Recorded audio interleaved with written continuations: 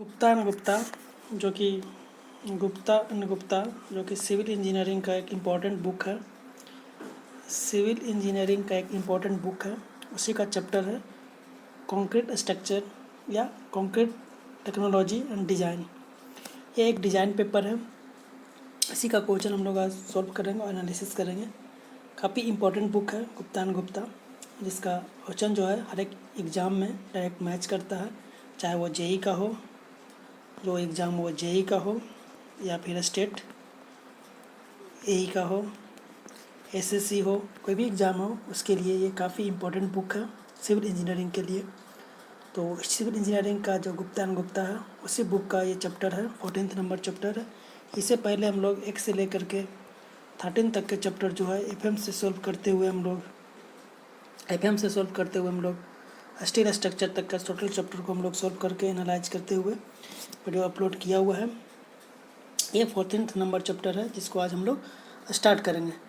आज स्टार्ट कर रहे हैं इसका, और स्टार्ट करते हुए हर एक क्वेश्चन इसका एक्सप्लेनेशन के साथ देखेंगे। ये चैप्टर जो है 14th number chapter concrete structure, या फिर इसको आरसीसी बोलते हैं, या फिर डिज़ाइन ऑफ कंक्रीट स्ट्रक्चर, या फिर कंक्रीट टेक्नोलॉजी, कुछ भी इसका नाम दिया जा सकता है। हम लोग इसको आरसीसी शॉर्ट फॉर्म करते हैं, रेनफोर्स्ड सीमेंट कंक्रीट, इसको लेकर के चलते हैं। तो आज जो मेरा है उसको शुरुआत कर रहे हैं यहाँ से। लास्ट पार्ट में हम लोग 1 से लेकर के 40 तक में 1 to 40 तक के हम लोग सॉल्व कर चुके हैं फर्स्ट पार्ट में आरसीसी का, गुप्ता एंड गुप्ता का जो बुक है उससे। इस पार्ट में हम लोग 40 से आगे का जो क्वेश्चन है उसको सॉल्व करेंगे। दैट मीन्स ये सेकंड पार्ट होगा। ये आरसीसी का सेकंड वीडियो है या सेकंड पार्ट है। इसमें हम लोग 40 नंबर से आगे का जो क्वेश्चन है उसको सॉल्व कर रहे हैं।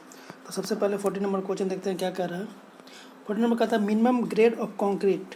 ग्रेड का जो मिनिमम ग्रेड है कंक्रीट का यूज करते हैं कहाँ, रेनफोर्स में कितना यूज करते हैं अकॉर्डिंग टू IS 456-1978। 1978 के अकॉर्डिंग IS कोड 456 का जो आरसीसी का कोड है, 1978 के अकॉर्डिंग पूछ रहा है कि मिनिमम ग्रेड है जो आरसीसी में यूज होता है अकॉर्डिंग टू 1978 वो कितना होता है। तो 1978 के अकॉर्डिंग जो होता है M15 होता है, और यही अगर 2000 के अकॉर्डिंग पूछता है IS 456-2000, तो इसके अकॉर्डिंग जो होता है आरसीसी में मिनिमम ग्रेड होता है वो 1M20 होता है। तो ये हो गया मेरा आंसर फॉर 1978 के अकॉर्डिंग, और M20 किसके अकॉर्डिंग हो जाएगा, IS 2000 के अकॉर्डिंग। इस तरह से इसका आंसर ये हो गया। नेक्स्ट है for concreting of heavily reinforced section without vibration the workability of concrete expressed as compacting factor। Workability पूछ रहा है किसका, एक हैवली रेनफोर्स सेक्शन है विदाउट वाइब्रेशन, उसमें वाइब्रेशन यूज नहीं कर रहा है, तो विदाउट वाइब्रेशन पूछ रहा है। विदाउट वाइब्रेशन में जो वर्कबिलिटी होना चाहिए वो कितना होना चाहिए वो पूछ रहा है। विदाउट वाइब्रेशन जो वर्कबिलिटी होगा वो कितना होना चाहिए अकॉर्डिंग टू कॉम्पैक्टिंग फैक्टर। तो कॉम्पैक्टिंग फैक्टर का अगर देखा जाए, तो जो वर्कबिलिटी होता है 0.75 से 8 तक होता है, वो वेरी लो होता है। अगर पॉइंट ये देखा जाए 0.8 से लेकर 0.85 तक के वो लो होता है, और 85 से लेकर के 0.92 तक का जो वैल्यू होता है कॉम्पैक्टिंग फैक्टर का वो क्या होता है, मीडियम वर्कबिलिटी होता है, और एबव द 0.92 ये हाई वर्कबिलिटी होता है। तो very low, medium and high, ये 4 रेंज होता है किसका, कॉम्पैक्टिंग फैक्टर के अकॉर्डिंग। कॉम्पैक्टिंग फैक्टर का वैल्यू अगर 0.92 से एबव रहता है तो ये हाई वर्कबिलिटी में आता है। ठीक है, तो ये पूछ रहा है हैवली रेनफोर्स्ड सेक्शन है और विदाउट वाइब्रेशन है, तो विदाउट वाइब्रेशन में जो यूज होता है काफ़ी हाई वर्कबिलिटी की जरूरत पड़ता है। तो कॉम्पैक्टिंग फैक्टर का वैल्यू सबसे ज़्यादा होना चाहिए, मीन्स एबव 0.92 होना चाहिए, दैट इज ये इसका वैल्यू होगा। नेक्स्ट है the maximum quantity of water needed पर 50 kg of cement for M15 grade. बोल रहा है कि 50 kg सीमेंट के लिए वाटर का कितना रिक्वायरमेंट होगा फॉर M15 ग्रेड कॉन्क्रीट है। M15 ग्रेड कॉन्क्रीट है और 50 kg सीमेंट यूज हो रहा है, तो उसमें वाटर कितना होगा। तो हम लोग सबसे सिंपल इसमें अगर ट्रिक्स देखा जाए तो M20 जो कॉन्क्रीट होता है, M20 जो एग्रीगेट होता है, M20 का जो ग्रेड का जो कंक्रीट होता है उसके लिए जो वाटर होता है पर बैग सीमेंट, पर बैग वो 30 लीटर होता है। वो 30 लीटर होता है, M20 के लिए 30 लीटर होता है। तो सिंपल से इसमें ट्रिक से याद रखना, 20 के लिए 30 मीन्स M20 के लिए 30, और M20 से कम यूज करते हैं तो ये घटते जाता है। दैट मीन्स अगर देखा जाए कि M20 का हम देख लिए 30 हो रहा है 30 लीटर, तो M15 इससे 2 कम हो जाएगा, कितना हो जाएगा, तो इससे 2 ज़्यादा होता है। मीन्स M15 के लिए है तो इसमें वाटर का रिक्वायरमेंट ज़्यादा होता है, मीन्स 32 हो जाएगा। और M10 अगर देखेंगे तो इससे 2 ज़्यादा हो जाएगा, 2 लीटर, तो 34 हो जाएगा। ये लीटर में है। किसके लिए? पर बैग मीन्स 50 kg सीमेंट के लिए। 50 kg सीमेंट में जो वाटर का रिक्वायरमेंट होता है वो 34 लीटर फॉर M10 के लिए, 32 लीटर फॉर M15 के लिए, और 30 लीटर फॉर M20 के लिए। ट्रिक्स यही याद रखना है, 20 4 30 मीन्स M20 के लिए 30 लीटर, 20 30 ये याद रहेगा, 1 20 30। तो 30 अगर 15 यूज कर रहा है तो इसमें 2 ज़्यादा होगा, और अगर 10 यूज़ कर रहे हैं तो फिर और 2 ज़्यादा होगा। तो इस तरह से देख लेते हैं कि M15 के लिए पूछ रहा था, तो M15 के लिए कितना हो जाएगा, 30 + 2 दैट इज़ 32 लीटर। M किसके लिए होगा 30, M20 के लिए हो गया, और 34 किसके लिए हो गया, M10 के लिए हो गया। अगर M10 के लिए पूछता वाटर नीडेड कितना होगा, तो 34 लीटर, एंड M20 के लिए कितना होगा, तो 30 लीटर, और M15 पूछ रहा था तो 32 लीटर। नेक्स्ट है, इन case of hand mixing concrete the extra cement will be needed. अगर हैंड मिक्सिंग करते हैं तो एक्स्ट्रा सीमेंट कितना ऐड करते हैं, तो एक्स्ट्रा सीमेंट हम लोग 10% इसमें ऐड किया जाता है। जब हैंड मिक्सिंग उसमें हैंड से जब हाथ से उसमें मिक्स करते हैं तो उसमें एक्स्ट्रा सीमेंट जो होता है वो 10% एक्स्ट्रा दिया जाता है, दैट इज़ 10%।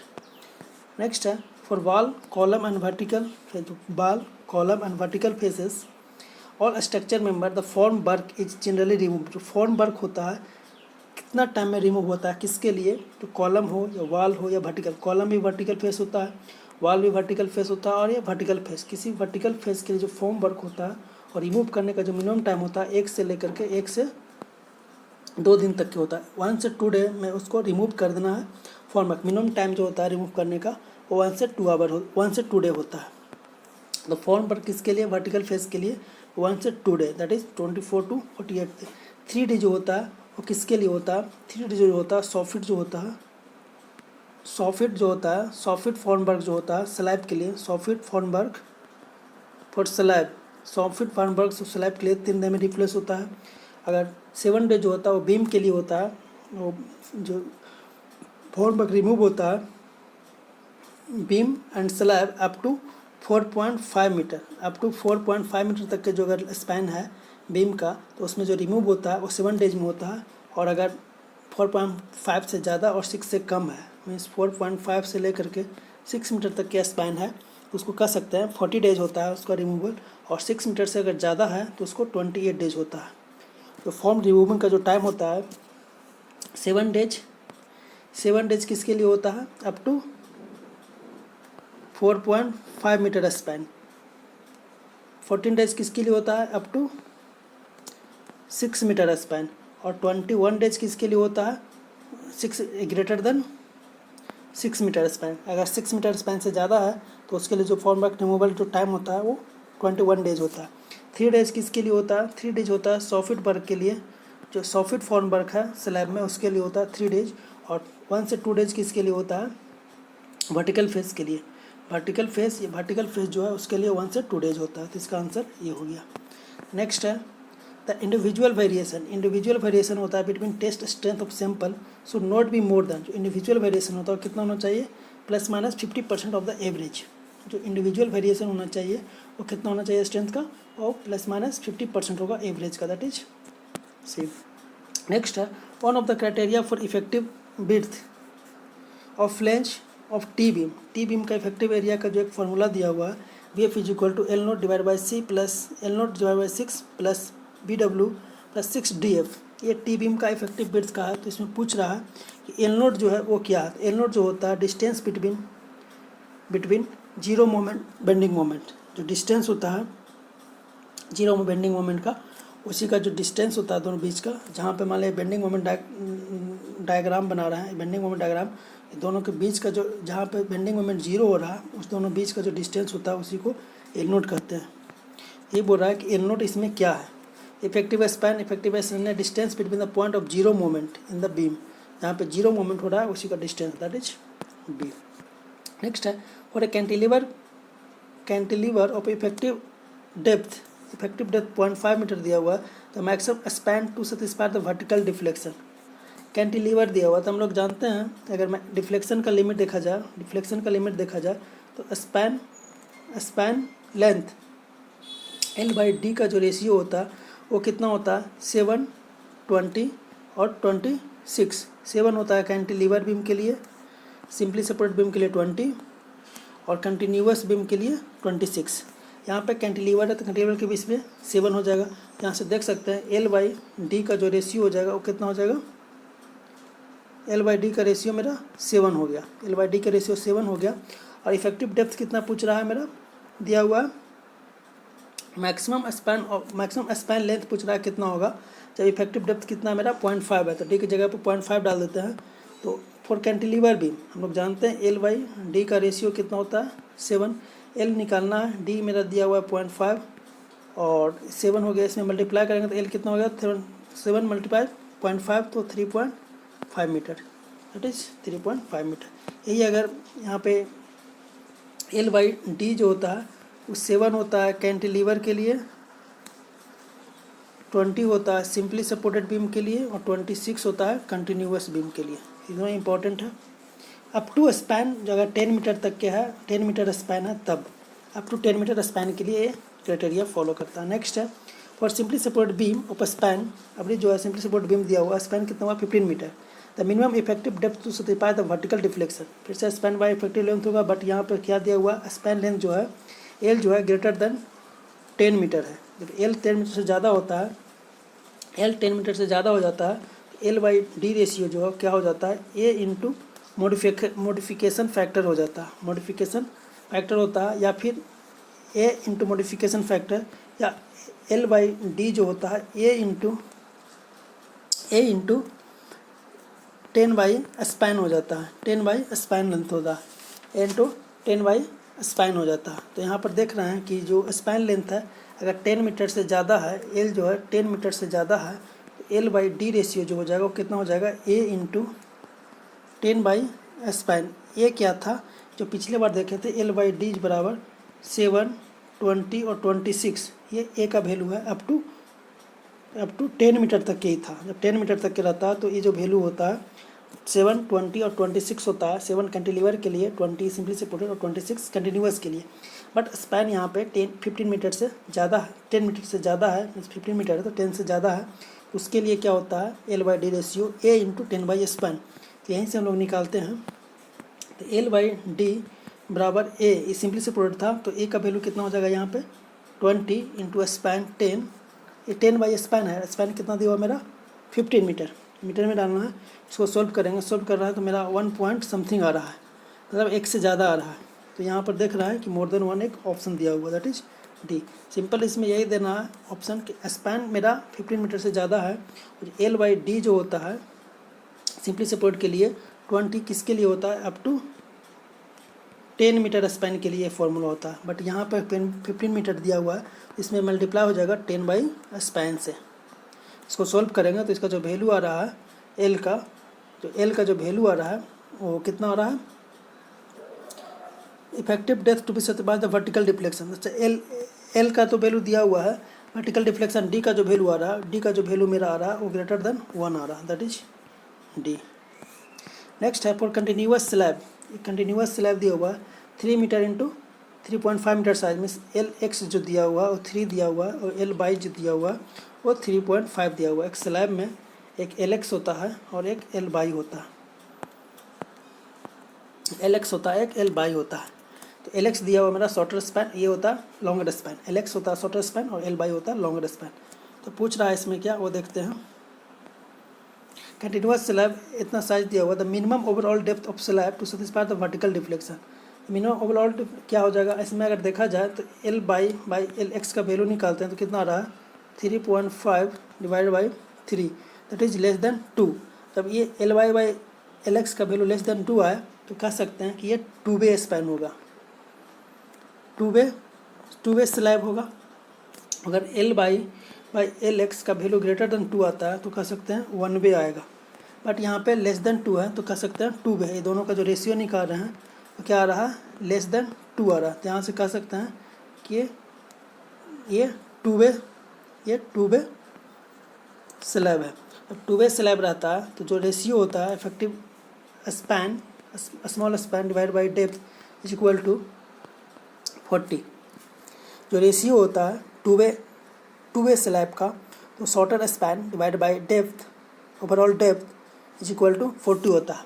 तो एल एक्स कितना हो जाएगा, यहाँ पर एल एक्स दिया हुआ 3 मीटर, शॉर्टर स्पैन है तो 3 डिवाइड बाई 40 इधर से मल्टीप्लाई कर देते हैं, ये हो जाएगा डी। ये मीटर में इसको एम में मल्टीप्लाई करेंगे तो 1000 से मल्टीप्लाई करते हैं। इसको सोल्व करेंगे तो डी का जो वैल्यू मेरा आ रहा है, डी का वैल्यू कितना आ रहा है 75 mm, that is B. Simple कुछ नहीं करना था, सबसे पहले L Y by L X का वैल्यू निकालनी है तो मेरा 2 आ गया, तो इससे 2 वे स्लैब हो गया। 2 वे स्लैब में क्या होता है, L x divide by D बराबर 40 होता है। एल एक्स पता है, डी पता है, डी निकालना है आराम से निकल जाएगा यहाँ से। एल एक्स पता है, डी निकालना है, 40 दिया हुआ है दोनों का, इसका आंसर बी आ गया। नेक्स्ट क्वेश्चन देखते हैं। According to IS 4561978 the flexural strength of concrete is, flexural strength जो होता है, फ्लेक्सुरल स्ट्रेंथ जो होता है क्या होता है, flexural strength 0.7 under square root of F C K, 0.7 F C K. तो directly proportional to compressive strength directly proportional होता है, इन्वर्सली नहीं होता, directly proportional to square root of compressive strength. देख रहे हैं अंडर स्क्वायर रूट ऑफ का proportional है, तो इस तरह से मेरा आंसर सी हो गया। नेक्स्ट है according to IS 4561978 the column और the strut in the member which effective length, column किसको बोलते हैं, जब इसका जो लिस्ट लैटरल डायमेंशन जो है, कॉलम इफेक्टिव लेंथ जो है एल जो है वो ग्रेटर होना चाहिए किससे, ग्रेटर या इक्वल टू होना चाहिए, एल एक्स जो है वो ग्रेटर या इक्वल टू होना चाहिए 3 टाइम्स लिस्ट लैटरल डायमेंशन, तब इसको कॉलम बोलते हैं। अगर लेस होवे, एल एक्स जो है अगर लेस होवे 3 टाइम्स लिस्ट लैटरल डायमेंशन तो उसको स्ट्रेट बोलते हैं। यहाँ पर क्या बोल रहा है, कॉलम या स्ट्रेट किसको बोलते हैं, जब एल जो है ग्रेटर या इक्वल टू कितना होना चाहिए, 3 टाइम्स लिस्ट लैटरल डायमेंशन। तो यहाँ पर देख रहे हैं effective length 3 times the least lateral dimension, that is C. According to IS 4561978 minimum slenderness ratio for short column, short column के लिए सिलेंडरस रेशियो का वैल्यू कितना होना चाहिए, लेस देन इक्वल टू 12। अगर 12 से ज़्यादा है, लेमडा का वैल्यू अगर लेस देन 12 है तो कह सकते हैं शॉर्ट कॉलम हो गया, और अगर ग्रेटर देन लेमडा का वैल्यू ग्रेटर देन 12 है तो कह सकते हैं कि लॉन्ग कॉलम हो गया। यहाँ पर शॉर्ट कॉलम के लिए है तो लेस देन 12 हो जाएगा, that is A. Lap length for compressive shall not be, lap length पूछ रहा है किसके लिए, कॉम्प्रेशन के लिए। कॉम्प्रेशन के लिए लैप लेंथ होता है और 24 होता है और 30 होता है किसके लिए, टेंशन में।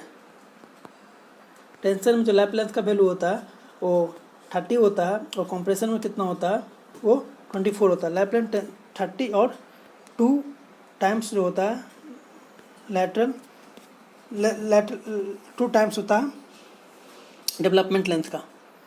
तो यहाँ से देख सकते हैं कि लैप लेंथ हो गया, कॉम्प्रेशन में पूछ रहा था 24 हो जाएगा और टेंशन में पूछता तो कितना होता 30 हो जाता। नेक्स्ट है द मिनिमम कवर पूछ रहा है किसके लिए, slab said not be less than the diameter of the bar, not less then. Slab में पूछ रहा है, स्लैब में जो मिनिमम जो होता है स्लैब का वो कितना होना चाहिए, 15 मीटर होना चाहिए, और नॉट लेस देन 15 mm और not less then diameter of the बार, मतलब बार से डायमीटर का कम नहीं होना चाहिए और 15 mm से कम नहीं होना चाहिए, मिनिमम होना चाहिए इससे, मिनिमम इससे कम नहीं होना चाहिए स्लैब के लिए। यही अगर बीम के लिए पूछ रहा तो बीम में कितना होता है, मिनिमम जो बीम में होना चाहिए वो कितना होना चाहिए 25 mm होता है। तो अगर स्लैब में पूछा तो 15 स्लैब के लिए और 25 किसके लिए होता है, वो बीम के लिए होता है। इसका आंसर बी हो गया। नेक्स्ट रखते हैं, for the longitudinal reinforcement bar in a column the minimum cover shall neither be less than the diameter of the bar not less than. क्या पूछ रहा है, द लॉन्गिट्यूडनल रेनफोर्समेंट पूछ रहा है किसका, कॉलम के लिए। द मिनिमम कवर कितना होता है कॉलम में, तो मिनिमम कवर जो होता है कॉलम के लिए पूछ रहा है, कॉलम में मिनिमम कवर कितना होता है 40 mm होता है, कॉलम में 40 mm होता है। बीम किसका देखे थे, स्लैब में देखे थे, स्लैब में 15, बीम में 25, कॉलम में 40, और यहीं पे अगर 50 रहता तो वो फुटिंग में हो जाता, 50 में फुटिंग। सबसे ज़्यादा जो कवर का ज़रूरत पड़ता है वो फुटिंग में होता है, तो फुटिंग का जो कवर का वैल्यू होता है वो मैक्सिमम होता है, उसके बाद कॉलम, उसके बाद बीम, उसके बाद स्लैब। सबसे पहले सबसे कम जो होता है स्लैब में इससे ज़्यादा होता है बीम का, इससे ज़्यादा होता है कॉलम का, इससे ज़्यादा होता है फुटिंग का। तो जो कवर होता है वो सबसे ज़्यादा जो होता है, कवर जो होता है वो सबसे ज़्यादा किसका होता है, फुटिंग का होता है, उससे कम होता है कॉलम का, उससे कम बीम का, उसका सबसे कम होता है स्लैब का। नेक्स्ट होता है the ratio of diameter of reinforcement bar and slab thickness. Ratio of diameter of reinforcement bar and slab thickness. Slab thickness और डायमीटर बार का जो रेशियो होता है, अगर देखा जाए मिनिमम डायमीटर जो होता है वो कितना होना चाहिए, 1/8 टाइम्स होता है किसका, थिकनेस ऑफ स्लैब का। तो पूछा ratio of the diameter of reinforcement bar and slab thickness. तो डायमीटर ऑफ बार जो होता है स्लैब में मिनिमम कितना होना चाहिए, 1/8 टाइम्स ऑफ थिकनेस। या कह सकते हैं कि फाई जो होना चाहिए स्लैब में वो कितना होना चाहिए, 1/8 टाइम्स ऑफ थिकनेस। तो दोनों का रेशियो पूछ रहा है किसका, डायमीटर और स्लैब थिकनेस का। तो 5/t इज इक्वल टू कितना होना चाहिए, 1/8, दैट इज डी। नेक्स्ट है according to IS 456/1978 the maximum reinforcement in column. Maximum reinforce column में पूछ रहा है, कॉलम में पूछ रहा है, तो कॉलम में मैक्सिमम रेनफोर्समेंट कितना होता है, 0.8 से लेकर के 0.8% से लेकर के 6% तक होता है। 0.8% से लेकर के 0.6%, 0.8% से 0.8% से लेकर के 6% पे होता था। मैक्सिमम कितना होता है, 6% होता है।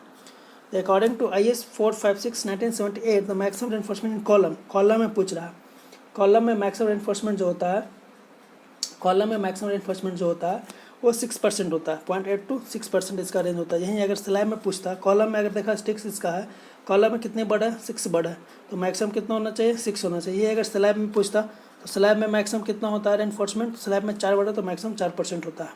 तो यहीं पर अगर मैक्सिमम पूछ रहा था किस में, स्लैब में, तो 4% हो गया। और ये किसके होता है, 4% किस में होता है, तो स्लैब में होता है मैक्सिमम रेनफोर्समेंट, स्लैब में 4%। ठीक है। नेक्स्ट है the percentage of reinforcement in case of slab when high strength deform bar are used. अब H/SD बार यूज हो रहा है तो कितना होना चाहिए परसेंटेज, जो मिनिमम उसमें कितना H/SD बार होता है यूज, तो 0.12% होता है, और यूज नॉट लेस देन 0.12%। अगर H/SD बार यूज हो रहा है, H/SD बार यूज हो रहा है स्लैब में, तो मिनिमम कितना होना चाहिए, 0.82%। यही माइल्ड स्टील रहता तो 0.15%। अगर माइल्ड स्टील है, माइल्ड स्टील को हम लोग क्या बोलते हैं, Fe250 बोलते हैं। Fe250 को हम लोग माइल्ड स्टील बोलते हैं। और अगर Fe250 है तो उसमें जो मिनिमम रेनफोर्समेंट होना चाहिए वो कितना होना चाहिए, 0.15%, 0.15, दैट इज ये होता है। बट यहाँ पे H/SD दिया हुआ है, H/SD में कितना हो जाएगा, 0.12 हो जाएगा ये H/SD के लिए, और 0.2 किसका हो गया, Fe250 के लिए है, माइल्ड स्टील के लिए। इसका आंसर बी हो जाएगा। नेक्स्ट है which of the following statement is incorrect. Incorrect इसमें पूछ रहा है कौन सा होगा, इनकरेक्ट पूछ रहा है। The minimum cross section area of the longitudinal reinforcement in the column में जितना, कॉलम में मिनिमम कितना होना है, 0.8% सही है। 8% से लेकर 6% मैक्सिमम होता है, तो ये मेरा सही है। ठीक है। Spacing of longitudinal bar measured along the periphery of column should not exceed 300 mm। जो स्पेसिंग होना चाहिए लॉन्जिट्यूडिनल बार का, वो 300 mm से ज़्यादा नहीं होना चाहिए, तो ये भी सही है। Reinforcement bar in column should not be less then 12 mm in diameter. तो कॉलम में जो रेनफोर्समेंट यूज हो रहा है उसका मिनिमम डायमीटर 12 mm से कम नहीं होना चाहिए, तो ये भी सही है। तो मिनिमम जो डायमीटर होता है कॉलम में वो 12 mm का हम लोग यूज करते हैं। नेक्स्ट है the number of longitudinal bar provided in circular column should not be less then 4। 4 तो होता है स्क्वायर कॉलम में, 4 होता है स्क्वायर कॉलम में, सर्कुलर कॉलम में मिनिमम 6 होता है, तो ये मेरा गलत हो गया, ये सही है। स्पेसिंग जो होना चाहिए 300 mm होना चाहिए, मिनिमम डायमीटर 12 mm का होना चाहिए कॉलम में, और मिनिमम रेनफोर्समेंट होता है 0.8 और मैक्सिमम होता है 6%। ये सही है, ये सही है, और 12 mm वाला सही है। तो गलत कौन सा हो गया, नंबर ऑफ लॉन्जिट्यूडिनल रेनफोर्समेंट जो होता है कॉलम में 6 होता है, ना कि 4 होता है। 4 किस में होता है, स्क्वायर कॉलम में या रेक्टेंगल कॉलम में होता है, बट यहाँ पे कॉलम था स्क्वायर में होता है, ये सर्कुलर कॉलम है, सर्कुलर कॉलम में मिनिमम 6 होता है, तो यहाँ पे ये गलत हो गया। इस तरह से इसका आंसर डी हो गया। नेक्स्ट है which of the following statement is incorrect. फिर से इनकरेक्ट पूछ रहा है, higher VB time so lower workability. तो VB टाइम अगर हायर है तो higher VB time so lower workability, incorrect पूछ रहा है, तो हायर बीबी टाइम का ब्रेकेबिलिटी से इन्वर्सली प्रोपोर्शनल होता है, तो ये सही है। हायर स्लम्प सो हायर ब्रेकेबिलिटी, अगर स्लम्प का वैल्यू हायर है तो ब्रेकेबिलिटी भी मेरा हायर होगा, ये भी सही है। हायर कॉम्पैक्टिंग फैक्टर्स तो हायर ब्रेकेबिलिटी, तो ये भी सही है। इनकरेक्ट पूछ रहा था, तो इसमें से कोई भी इनकरेक्ट नहीं है। इस तरह से इसका आंसर डी हो जाएगा कि वीवी टाइम इन्वर्सली होता है, अगर वीवी टाइम ज़्यादा है तो ब्रेकेबिलिटी कम होता है। बाकी दोनों में डायरेक्टली होता है, इसमें इन्वर्सली होता है, तो इस तरह से तीनों मेरा सही है। नेक्स्ट है मिनिमम पिच पूछ रहा है। Transverse reinforcement in column is the least lateral dimension of the minimum pitch पूछ रहा है। पिच मिनिमम कितना हो रहा है वो पूछ रहा है। तो मिनिमम पिच जो होता है, मिनिमम पिच देखा जाए इसमें तो कितना होता है, least lateral dimension of the member 16 times of the smallest diameter of the longitudinal reinforcement bar 48 times of the diameter transverse lesser of the above. सही है, तीनों मेरा सही है। इसमें जो मिनिमम जो होगा, जो मिनिमम होता है उसी को हम लोग पिच कंसिडर करते हैं या स्पेसिंग कंसिडर करते हैं। तो स्पेसिंग होता है, इसमें दो कॉन्सेप्ट है। अगर फाई निकालना रहे, जो टाई का फाई निकालना रहे, तो फाई जो होता है मिनिमम कितना होना चाहिए, फाई मेन का डिवाइड बाई 4 पहला। दूसरा कंडीशन इसमें कितना हो 6 mm या 5 मेन डिवाइड बाई 4, इसमें से जो मैक्सिमम होगा उसी को हम लोग कंसिडर करते हैं। जो पिच का जो टाई का जो डायमीटर है, टाई बार का जो डायमीटर है उसको कितना होना चाहिए, 5 main reinforcement of main bar, diameter of main bar divide by 4 या 6 mm, इसमें से जो मैक्सिमम होगा उसको हम लोग इसका डायमीटर चूज करते हैं। यहीं पे स्पेसिंग का जगह आया, अगर स्पेसिंग निकालना रहे या पिच निकालना रहे, स्पेसिंग या पिच रहे किसका, टाई बीम का या टाई का स्पेसिंग निकालना है तो कितना होना चाहिए, इसमें 3 डायमेंशन है। पहला लिस्ट लैटरल डायमेंशन होना चाहिए, दूसरा कितना होना चाहिए 16.5 होना चाहिए, तीसरा कितना होना चाहिए मैक्सिमम 300 mm होना चाहिए। ये तीनों में जो मिनिमम होगा उसी को हम लोग कंसिडर करते हैं स्पेसिंग। मैक्सिमम स्पेसिंग 300 होता है, तो यही बोल रहा है कि lesser of the above 3, that is D is correct answer. Next है the maximum distance between expansion joint in a structure. Expansion joint structure में कितना होना चाहिए मैक्सिमम, अकॉर्डिंग टू 456 1978। तो मैक्सिमम पूछा डिस्टेंस बिटवीन एक्सपेंशन ज्वाइंट का maximum distance कितना होना चाहिए, 45 मीटर। नेक्स्ट है the continuous beam deemed to be deep beam, a continuous deep beam, then the ratio of effective span to overall depth, L by D का जो ratio होना चाहिए वो कंटिन्यूअस बीम के लिए लेस देन 2.5 होना चाहिए। कंटिन्यूअस बीम के लिए लेस देन 2.5 होना चाहिए। एल डीप बीम के लिए continuous beam is deemed in deep beam when the ratio of effective span to overall depth, L by D का जो रेशियो होना चाहिए लेस देन 2.5 होता है किसके लिए, तो कंटिन्यूअस के लिए, और 2 होता है किसके लिए, सिंपली सपोर्टेड के लिए। ये हो गया सिंपली सपोर्टेड बीम, और 2.5 हो गया किसके लिए, कंटिन्यूअस बीम। यहाँ पे कंटिन्यूअस के लिए होता तो कंटिन्यूअस के लिए मेरा 2 हो जाएगा। ये सिंपली सपोर्ट पूछता तो सिंपली सपोर्ट के लिए मेरा 2 हो जाता।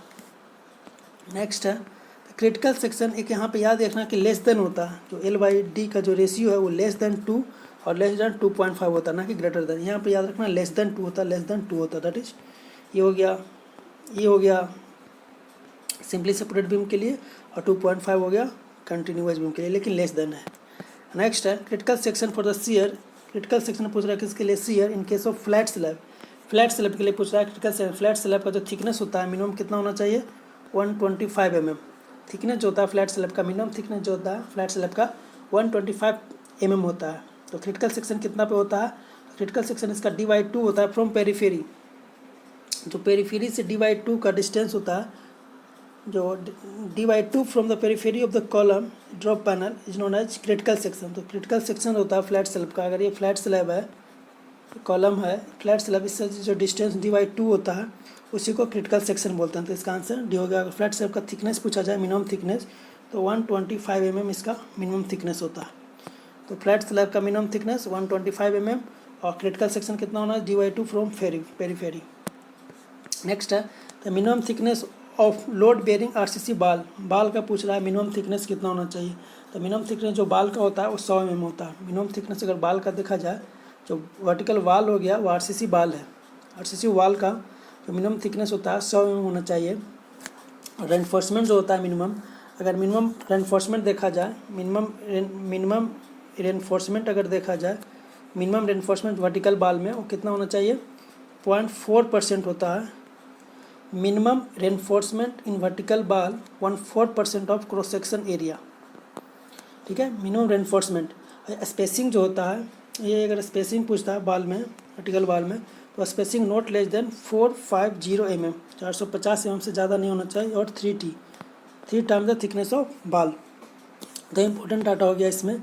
पहला तो बाल का जो मिनिमम थिकनेस होता है वो कितना होना चाहिए, 100 mm। दूसरा जो रेनफोर्समेंट होना चाहिए, वो मैक्सिमम कितना होना चाहिए, 0.4% of cross section area, 0.4% of cross section area. तीसरा स्पेसिंग जो है नोट लेस देन 450 mm होना चाहिए, और 3 टाइम द थिकनेस ऑफ बाल। ये 3 इंपॉर्टेंट इसमें क्राइटेरिया है। पहला, बाल थिकनेस कितना होता है, 100 mm। रेनफोर्समेंट कितना होना चाहिए, मिनिमम वर्टिकल रेनफोर्समेंट जो है, मिनिमम वर्टिकल रेनफोर्समेंट कितना होना चाहिए, 0.4% of cross section area. Spacing 450 mm। Next है, if the storage height equal to length of the RCC wall, जो स्टोरेज हाइट जो है किसके इक्वल हो गया, लेंथ ऑफ आरसीसी बाल, the percentage increase in strength. तो हाइट जो है इक्वल हो गया किससे, बाल का। जो स्टोरेज जो हाइट है, बिल्डिंग का जो स्टोरेज उसका हाइट है वो आरसीसी बाल का इक्वल हो जाए, तो पूछ रहा है कि स्ट्रेंथ मेरा कितना इंक्रीज करेगा, कितना परसेंट, तो 10% मेरा स्ट्रेंथ इंक्रीज करता है जब दोनों इक्वल हो जाए तो। नेक्स्ट है, in enforced concrete footing on soil, the minimum thickness at the edge should not be less than. पूछ रहा है कि फुटिंग का जो मिनिमम थिकनेस होता है एज पे वो कितना होना चाहिए, तो 15 सेंटीमीटर मिनिमम थिकनेस होता है फुटिंग का at the edge, 15 centimetre minimum thickness होता है एट द एज, तो 15 सेंटीमीटर इसका करेक्ट आंसर हो जाएगा। Next, slab is design as a one way if the ratio of long span to short span. One way कब होता है, जब L/L(x) का जो वैल्यू है वो ग्रेटर देन 2 हो जाए, तो वन वे होगा। और लेस देन 2 होता है तो कहते हैं, अगर लेस देन 2 है तो क्या कहते हैं, 2 वे है। यहाँ पे वन वे पूछ रहा है तो वन वे के लिए ग्रेटर देन 2 होना चाहिए। तो किसका, long span to short span means L/L(x) का जो रेशियो है ग्रेटर देन 2 होना चाहिए, दैट इज डी। नेक्स्ट है, ratio permissible stress in the direct compression and bending compression. तो डायरेक्ट कंप्रेशन में अगर देखा जाए स्ट्रेस का वैल्यू कितना होता है, 0.6 F/, होता है। और बेंडिंग कंप्रेशन में देखा जाए तो बेंडिंग में कितना होता है, 0.66 F/, होता है। डायरेक्ट में हो गया 0.6 और बेंडिंग में हो गया मेरा 0.66, तो दोनों का रेशियो निकालेंगे तो कितना आ रहा है मेरा, लेस देन 1 आएगा, क्योंकि 0.6 दोनों का रेशियो कितना आ जाएगा, 0.6 डिवाइड बाई 0.66, तो ये कितना जगह लेस देन 1 हो जाए, दैट इज लेस देन 1 इसका करेक्ट आंसर हो गया। नेक्स्ट है, higher modular ratio show. Modular ratio क्या होता है, अगर मॉडुलर रेशियो m से इंडिकेट करते हैं तो मॉडुलर रेशियो बराबर होता है, मॉडुलर रेशियो जो वैल्यू होता है उसका ES डिवाइड बाई EC होता है। या दूसरा कह सकते हैं कि मॉडुलर रेशियो जो है इसका 2 फार्मूला होता है। पहला होता है 280 डिवाइड बाई 3 सिग्मा CBC। दूसरा क्या होता है फार्मूला इसका, इलास्टिक कांस्टेंट ऑफ या modulus of elasticity of steel to the modulus of elasticity of concrete. ये दोनों का रेशियो जो होता है उसको मॉडुलर रेशियो बोलते हैं। यहाँ पर क्या बोल रहा है कि हायर मॉडुलस रेशियो शो, अगर मॉडुलर रेशियो का वैल्यू हायर हो तो higher compressive strength of concrete, lower compressive strength of concrete. तो हम लोग देखें कि m का जो वैल्यू है वो क्या हो रहा था, ES divide by EC। ES constant होता है, EC वैरी करता है, तो EC पे कंपेयर करते हैं। EC जो होता है elastic compressive strength of concrete का, अगर ये हायर है, मॉडुलर रेशियो का हायर वैल्यू कब होगा, जब EC का वैल्यू कम हो, तो lower the compressive strength of concrete का अगर कम जाए तो मॉडुलर रेशियो का वैल्यू मेरा अधिकतर होगा, क्योंकि EC मेरा ES कांस्टेंट होता है, इलास्टिक मॉडुलस ऑफ इलास्टिसिटी जो स्टील का होता है वो कांस्टेंट होता है, बट कंक्रीट का जो होता है वो वैरी करता है किससे, अगर इसका टाइम पर देखा जाए तो एक और होता है इसका EC डिवाइड बाई 1 + 5 जो होता है क्रिप कोफिशिएंट होता है। तो क्रिप कोफिशिएंट के अकॉर्डिंग वैरी करता है EC का वैल्यू, इसीलिए EC से हम लोग कंपेयर कर रहे हैं, ना कि ये दोनों ऑप्शन गलत हो गया। टेंसाइल स्टील से कंपेयर नहीं कर रहे हैं, सिर्फ कंपेयर कर रहे हैं कंक्रीट से। क्यों कर रहे हैं, क्योंकि EC का जो वैल्यू होता है टाइम के साथ वैरी करता है। इसका टाइम के साथ देखा जाए रिश्ता तो 1 + 5 होता है। 5 जो होता है क्रिप कोफिशिएंट होता है, इसका जो वैल्यू होता है वैरी करता है 2.2 1.6 एंड 1.1, 7 डेज, 28 डेज और 1 ईयर। इस तरह से इसका वारी करता है। 7 डेज पे फाई का जो वैल्यू होता है 2.2 होता है, 28 डेज पे 1.6 होता है और 1 ईयर पे 1.1 होता है। इस तरह से कह सकते हैं ईसी का वैल्यू वायरी कर रहा है, इसलिए हम लोग ईसी से कंपेयर कर रहे हैं, तो मॉडुलस रेशियो जो होगा ईसी से कंपेयर करके हम लोग निकालते हैं, इसका आंसर बी हो जाएगा। नेक्स्ट है average permissible stress in bond for plane bar in tension. Plane बार जो होता है टेंशन में किस इंक्रीज कर जाता है, किससे? Increase by 25% bar in compression. अगर प्लेन बार में अगर टॉ दिया हुआ है, टॉ बी डी दिया हुआ है, तो कंप्रेशन में 25% मेरा इंक्रीज कर जाता है। कंप्रेशन में है तो 25% मेरा इंक्रीज करता है। और H/SD अगर यूज करें तो कितना इंक्रीज करता है? 60% इंक्रीज करता है। अगर यहीं पे सबसे पहले एक प्लेन बार था टेंशन में, कंप्रेशन में डालेंगे तो 20% इंक्रीज करेगा। और अगर H/SD बार में अगर यूज करेंगे तो कितना इंक्रीज कर रहा है मेरा? 70% इंक्रीज कर रहा है, 70% इंक्रीज कर रहा है, 60% इंक्रीज कर रहा है। यहाँ पे टेंशन में था, कंप्रेशन में तो 25% और H/SD में 60%। नेक्स्ट है the modular ratio in term of permissible compressive strain due to bending in concrete.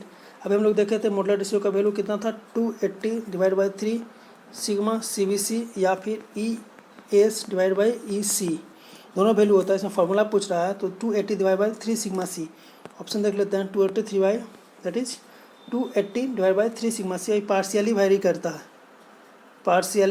करता है, नेक्स्ट है the expression for modular ratio, expression दिया हुआ where sigma C is permissible compressive stress due to bending in concrete in fully takes in account the long term effect को। इसमें long term effect इसमें consider नहीं किया जाएगा, क्योंकि long term effect करते हैं तो इसमें तो लॉन्ग टर्म आता है तो EC का वैल्यू जो होता है EC/1 + 5 जो क्रीप कोफिशिएंट आ जाता है, तो इसको कंसिडर नहीं करते हैं। Partially takes into account the long term effect such as creep, partially takes कर रहे हैं इसमें, फुल्ली टेक्स नहीं कर रहे, पार्शियली इसमें कंसिडर किया गया, तो इसलिए इसका आंसर बी हो गया। नेक्स्ट है the working stress design permissible bond stress in case of deformed bar is more than the plane बार। क्या बोल रहा है कि वर्किंग स्ट्रेस मेथड में जो डिफॉर्म बार होता है, जो परमिसिबल बॉन्ड स्ट्रेस जो है डिफॉर्म बार में कितना इंक्रीज करेगा प्लेन बार से, तो वर्किंग स्ट्रेस में मेरा 40% इंक्रीज करता है। यहीं पे अगर लिमिट स्टेट में था तो लिमिट स्टेट में डिफॉर्म बार में कितना इंक्रीज हो रहा था? 60% इंक्रीज करता। और WSA में कितना हो रहा है मेरा? 40% इंक्रीज कर रहा है। WSA में 40% और LSM में 60%। यहाँ पर WSM में दिया हुआ तो 40% हो जाएगा। नेक्स्ट है the main reason for providing number of reinforced bar at the support in simply separate beam. Main reason बोल रहा है providing number of reinforcement bar, number of bar provide कर रहे हैं, कहाँ? एट द सपोर्ट पे simply separate beam to resist the zone. किसके resist के लिए? तो बॉन्ड स्ट्रेस को रिसिस्ट करने के लिए हम लोग प्रोवाइड करते हैं नंबर ऑफ बार है वो ज़्यादा प्रोवाइड करते हैं, कहाँ पे? सपोर्ट पे, ताकि बॉन्ड स्ट्रेस जो है उसको रोका जा सके, प्रिवेंट कर resist the bond stress, that is C। 26 देखते हैं the half of the main steel in simply supported slab is bent up near the support at a distance of x from the center of slab the bearing where x is equal to। क्या कह रहा है? Half of the main steel, मान लीजिए slab दिया हुआ है, simply support सब slab is bent up near the support at A distance of x from the centre of slab. ये बार दिया हुआ है, यहाँ से मान लीजिए ये है, ये ऊपर की ओर बेंड कर रहा है, तो पूछ रहा है कि सेंटर से ये कितना होना चाहिए। तो सेंटर से इसका जो डिस्टेंस होता है वो कितना होना चाहिए? L/7 होता है। सेंटर से जो x लिया, x कितना होना चाहिए? सेंटर से स्लैब से L/7 पर इसको बेंड करते हैं अप की ओर, दैट इज 1/7 L/7 हो जाएगा।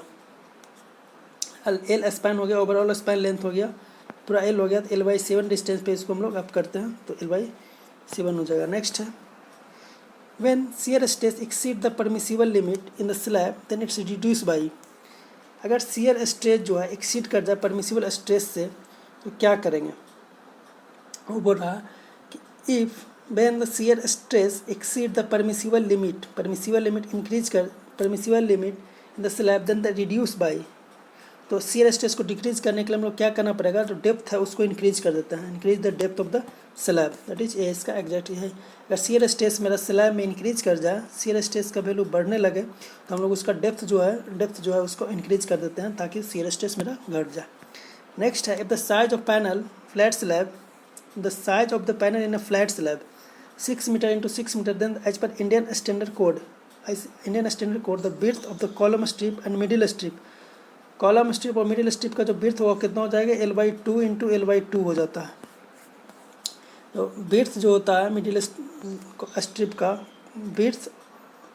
विड्थ जो होगा, width of the column strip and middle strip, width जो होगा वो कितना हो जाएगा, L/2 का, LX/2 एंड L/2 का, L कितना दिया 3 दिया हो तो 3 इंटू 3 हो जाएगा, मीन्स 3 दोनों विड्थ भी हो जाएगा 3 और मिडिल स्ट्रिप का भी और कॉलम स्ट्रिप का भी, तो C हो जाएगा इसका answer. Next, for a slab supported on its 4 edge, मतलब चारों एज जो है supported with a corner held down and loaded uniformly, the Marcus correction factor to the moment obtained by Grashof Rankine's. बोल रहा है एक स्लैब है, इसका चारों एज जो है, for a slab supported on its 4 edge, चारों एज इसका सपोर्टेड है, मान लिया जाए चारों एज सपोर्ट किया हुआ है, with corner held down and loaded uniformly, load इसमें लोड भी है, यूडीएल डाला हुआ है, तो मार्कस करेक्शन फैक्टर पूछ रहा है to the moment obtained bye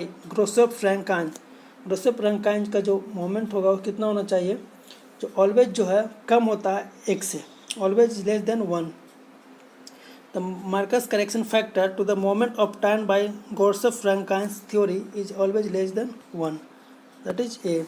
next है, the permissible diagonal tension stress in the reinforced brick work, permissible diagonal tension का जो वैल्यू होता है 0.07 से लेकर के 0.14 तक होता है, 0.07 से लेकर के 0.14 तक होता है।